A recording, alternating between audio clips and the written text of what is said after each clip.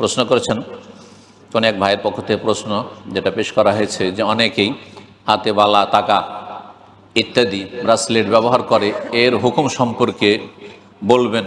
এটা ব্যবহারের উদ্দেশ্য কি? যদি এর উদ্দেশ্য হয় যে এমনি এমনি বেঁধে রেখেছি আমি, তাহলে হয়তো জায়েজ হতে পারে, কিন্তু কেন?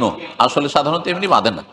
এটা সাধারণত যারা ব্যবহার করে তারা মনে করে এটা দিয়ে কোনো বেদনা ব্যথা থেকে আমি রক্ষা পাবো, অথবা মানুষের বদনজর কুদৃষ্টি থেকে বাঁচবো, অথবা জিনের অনিষ্ট থেকে বাঁচবো, ইত্যাদি ইত্যাদি। তো এটা তখন শিরক হয়ে যাবে। হ্যাঁ, এটা তখন শিরক হয়ে যাবে। হালাকা আর তারপর তাকা, খেত, এসব বাঁধা, এগুলো শিরক। এই মর্মে বেশ কিছু দলিল হাদিসে পাওয়া যায়। সুতরাং এগুলি জায়েজ নয়, এগুলি হারাম। এবং ছোট, কমপক্ষে ছোট শিরক, যদিও আল্লাহ সব কিছুর মালিক মনে করেন, তবুও ছোট শিরক।